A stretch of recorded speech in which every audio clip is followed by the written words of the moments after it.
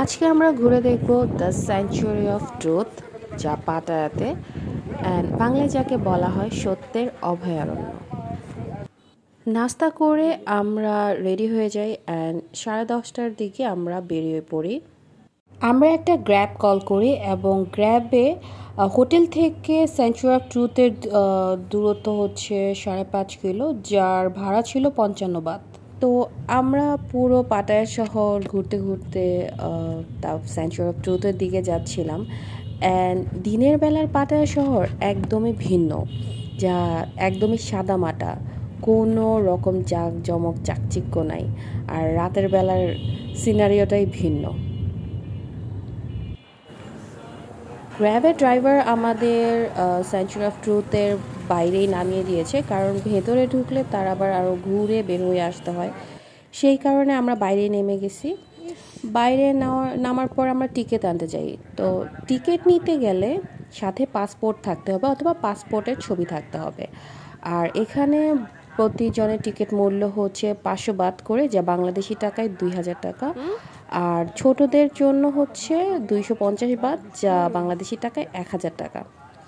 So আমরা ticket নেওয়ার পর আমাদের হাতে একটা ব্যান্ড লাগিয়ে দেয় যে আমরা এখানকার টিকিট নিয়েছি যে। সো আমরা প্রায় আনুমানিক প্রায় 5-7 মিনিটের মতো হেঁটে আমাদের মেন গন্তব্যে পৌঁছাতে হয়েছে। সো হেঁটে গেলাম। তো এইখানের কিছু ড্রেস কোড আছে, যেটা হচ্ছে কোনো শোল্ডার দেখানো যাবে না এবং হাঁটু দেখানো যাবে না। ছেলে হোক মেয়ে হোক, হাঁটু কভার থাকতে হবে, শোল্ডার কভার থাকতে হবে। অনেক ফরেনারদের দেখেছি তারা হচ্ছে শর্টস পরে চলে গেছে। তো ওইখানে গিয়ে আবার 100-200 বাত করে হচ্ছে ড্রেস ভাড়া করে নিতে হয়েছে, যে শোল্ডার কভার করার জন্য স্কার্ফ দিয়েছে আর হচ্ছে একটা ট্রাউজার দিয়েছে, যা সব সেম সাইজে ছিল, কারো লুজ হচ্ছিল, কারো টাইট হচ্ছিল। সো ওইভাবে করে হচ্ছে পরেছে। তো যাই হোক, এখানে হচ্ছে যে যেভাবে পোশাক পরেছে সেটা তার ব্যাপার। কিন্তু এইখানে এটা যদিও কোনো ধর্মশালা না, এটা একটা মিউজিয়াম, বাট এখানে অনেক ধর্মীয় স্থাপত্যগুলো আছে, যেই কারণে হয়তো বা এই সম্মান দেখানোর ক্ষেত্রে হচ্ছে ড্রেস কোডটা দেওয়া হয়েছে। আর আমাদের এখানে হচ্ছে সময়ের এক একটা ভাষার এক্সপ্লেনেশন করার জন্য সময় নির্ধারণ করে দেওয়া ছিল। আমাদেরটা ছিল 11:20। যেহেতু আমরা 10:30টায় পৌঁছেছি, সো 10:30টায় বের হয়েছি অ্যান্ড পৌঁছেছি হয়তো 15-20 মিনিটের মধ্যে। তো আমরা কিছুক্ষণ হাঁটাহাঁটি করে টিকিট নিয়ে তারপরে হচ্ছে 11:20 সময় দিয়েছি, কিন্তু আমাদেরটা 11টার বাজেই শুরু করে দিয়েছে।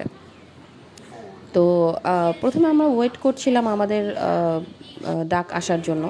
তারপরে যখন আমাদের সময় আসলো, ইংলিশে যে এক্সপ্লেন করছে, তো তার পিছনে পিছনে গেলাম।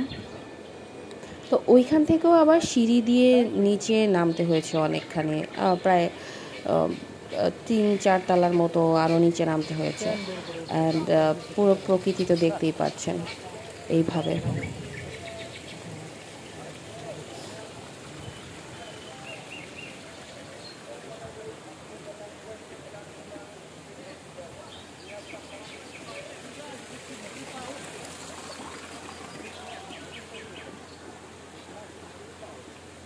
এমন উঁচু উঁচু সিঁড়িগুলা নিচে নামতে সমস্যা হয় না, কিন্তু উঠতে একদম হাঁপিয়ে যাই। দ্য স্যাংচুয়ারি অফ ট্রুথ 1981 সালে এটার কাজ শুরু করা হয়, যেটা পুরোটাই হচ্ছে কাঠের তৈরি। অ্যান্ড সবচেয়ে মজার বিষয় হচ্ছে এইখানে কোনো রকম পেরেক ইউজ করা হয়নি। যে গাইড আমাদেরকে ইনফরমেশনগুলো শেয়ার করছিল, সেই ইনফরমেশন অনুযায়ী আর কি আমি বলছি, কোনো রকম পেরেক ইউজ করা হয়নি।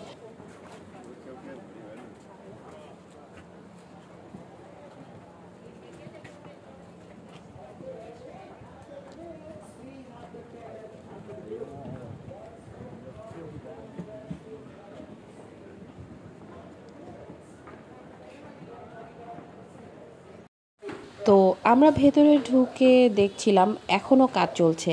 অ্যান্ড এটার কাজ শেষ হবে হচ্ছে আনুমানিক এদের অ্যাপ্রক্সিমেট টাইম দিয়েছে 2050 সালের মধ্যে সম্পন্ন হওয়ার একটা সম্ভাব্য সময় দেওয়া হয়েছে।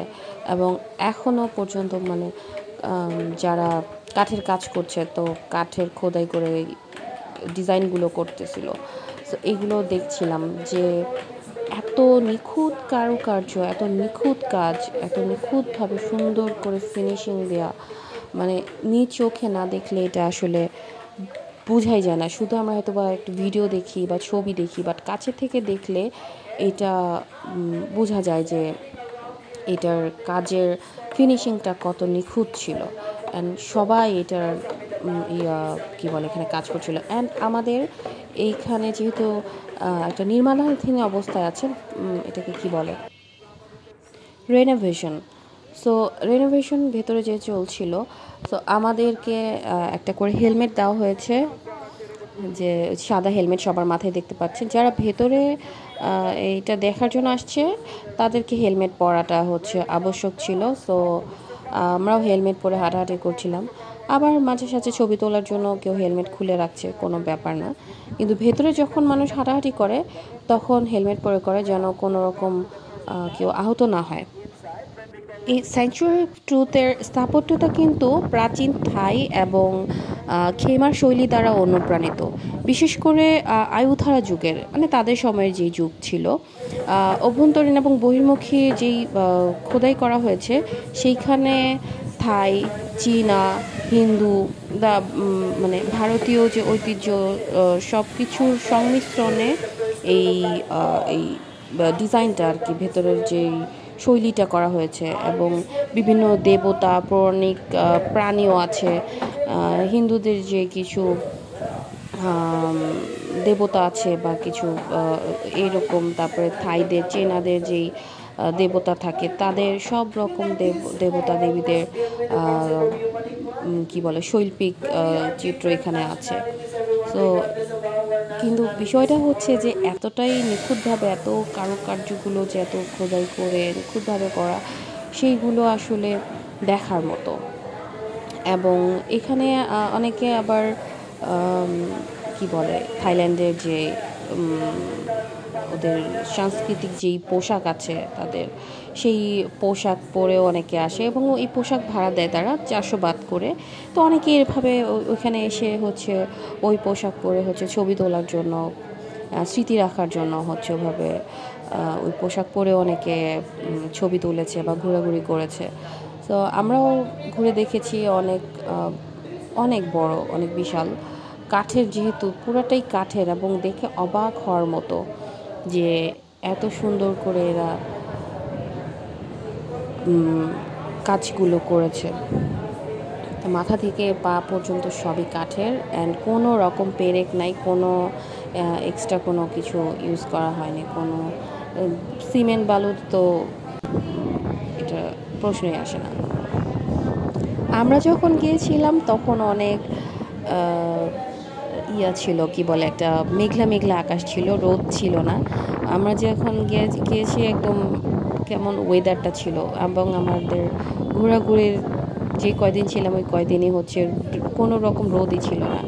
বৃষ্টি হয়, রোদ, মেঘলা থাকে, বৃষ্টি বৃষ্টি ভাব থাকে, এইরকম অবস্থা। স্যাংচুয়ারি অফ ট্রুথে আসলে আপনারা 1-1.5 ঘন্টার মধ্যে দেখে ছবি টবি তুলে চলে যেতে পারবেন। এবং এখান থেকে আমরা চলে গিয়েছিলাম মিউজিয়ামে, যেটার ভিডিও আমি আলাদাভাবে বানিয়েছি, সেটা আমি পরবর্তী ভিডিওতে হচ্ছে শেয়ার করব। সো আমাদের দেখা শেষ হয়েছে, আমরা এখন চলে যাচ্ছি আমাদের পরবর্তী গন্তব্যে। সো এই ভিডিও এই পর্যন্তই, এবং স্যাংচুয়ারি অফ ট্রুথের ডিটেলসটা আমি সবার লাস্টে দিয়ে দিয়েছি।